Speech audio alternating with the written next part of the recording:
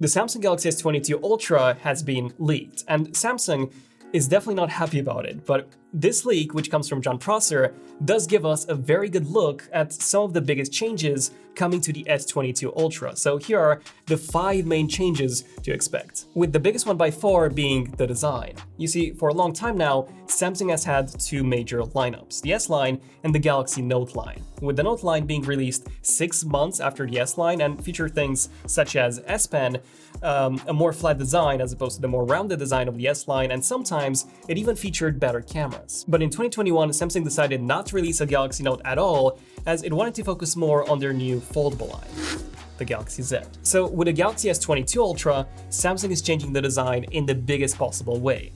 They're essentially turning it into the Galaxy Note. The shape of the phone is now flatter as opposed to the more rounded look of the Galaxy S line, and I actually love this change, as I've always preferred the way the Note line looked when compared to the Galaxy S line, but I do know a lot of people who don't like the shape at all, as it is more uncomfortable to hold and use for prolonged periods of time. And I have to agree with this. Despite its looks, the Note 20 Ultra was honestly the most uncomfortable phone that I've ever used, as its sharp corners would really get into the palm of my hand. However, you could argue the same about the iPhone 12 and 13, which did actually bring the flat frame back, which in my opinion did look considerably better than the wedge shape of before, but it too made the newer iPhones more uncomfortable to hold. Now, aside from the new rectangular look, the camera arrangement on the back would also be changed, from the separate block that we had on the S21 Ultra to this really weird look where the modules are sitting directly on the back of the phone. And I gotta be honest here, I think it looks awful.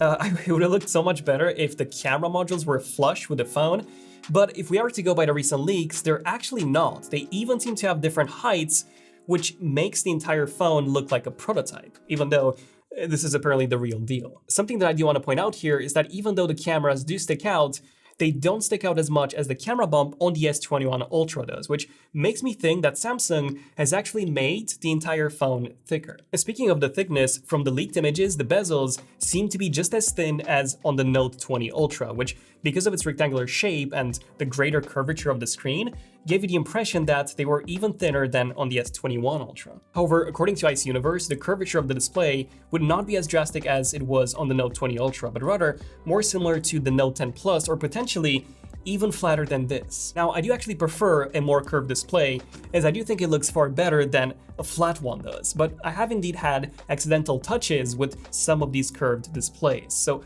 functionally, a flat one would always be superior. Oh, and just in case you're wondering about the colors, it is said to come in the exact same phantom black that the S21 Ultra and the Z Fold 3 had, which was by far my favorite color on any phone.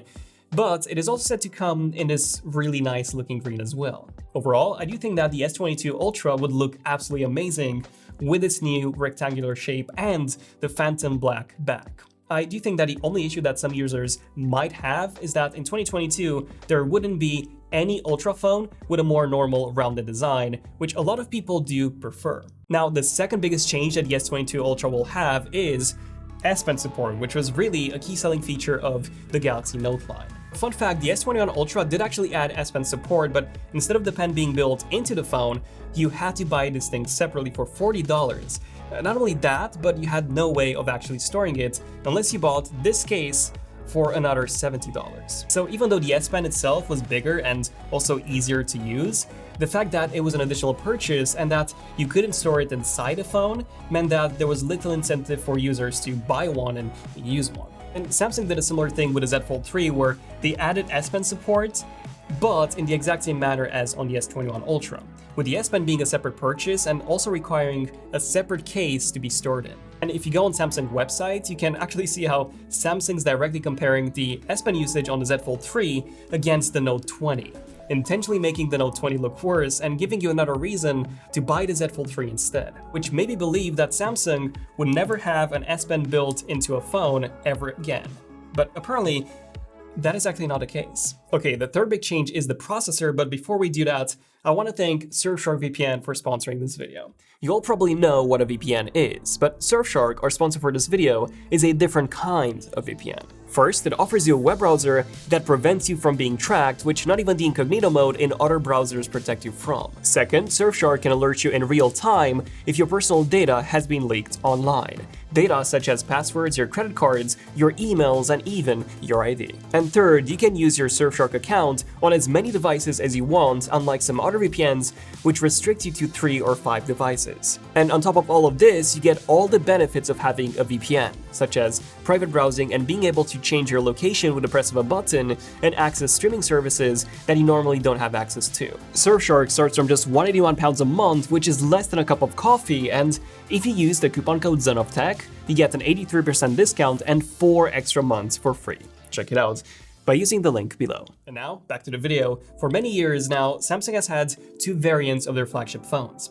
The international variant, which came with Samsung's own Exynos chip, while the US variant, as well as a few other regions, featured Qualcomm's Snapdragon chip. Now, since this is a Samsung phone, you would expect the variant with Samsung's own Exynos chip to perform better, right? Well, this was actually not the case. Exynos variants not only had worse performance, but they also ran hotter and had a worse battery life than the Snapdragon variants. This did get better in 2021, where the Exynos 2100 was only about 3% behind the Snapdragon 888 in terms of performance and finally had the same battery life. But it still ran hotter, which meant that in prolonged tasks, such as video exporting, the Exynos would be up to 20% slower than the Snapdragon. So things still aren't fixed yet. However, Samsung's upcoming Exynos 2200, which is what the Galaxy S22 line will feature, could be the biggest update that the Exynos line has ever received. And that's not actually because of any improvements to the temperatures or power draw, but rather because of improvements to its overall performance. You might remember the rumors from about a year ago that Samsung was about to partner with AMD on an upcoming Exynos chip. Well, that Exynos chip is apparently the 2200. And aside from the obviously massive improvements to the GPU performance that we are expecting to see here, a leaked Samsung post on Weibo shows that the 2200 would also support ray tracing, making the S22 Ultra and the entire S22 line the first phones to ever do so. However, don't expect ray tracing on phones to become mainstream until a lot of games actually do support it. And there might be a few games that will support it at launch, that will be introduced at the event, but the majority of them will not. That's until we start seeing more phones with ray tracing capable GPUs. Which means that ray tracing on phones will only get big once both Qualcomm and MediaTek start adopting it, which I predict to only happen in 2023 for Qualcomm and 2024 for MediaTek. That is in the best case scenario. But okay, aside from knowing about ray tracing support, do we have any leaked performance numbers? Well, unfortunately we don't have any GPU numbers, but we do have a few CPU benchmarks. In Geekbench 5, the Exynos 2200 is about 16% faster in single core and about 10% faster in multi-core than the Exynos 2100 was. That's not bad, but you need to keep in mind that the US variant of the S22 Ultra will feature the even faster Snapdragon 898 chip.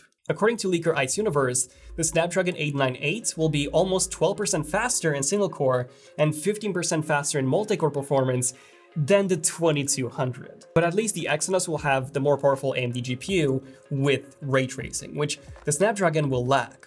Yeah, I'm really curious to see how Samsung will actually end up marketing this when only some models of their phone will support ray tracing. Anyway, the fourth big upgrade will be in terms of the battery, and according to IT Universe, the battery size would remain the same as on the S21 Ultra at 5000 mAh, but the charging speed would be improved from the current 25 watts to 45 watts. This would allow it to charge up to 70% in just 35 minutes compared to 55%, which is what the S21 Ultra can do today.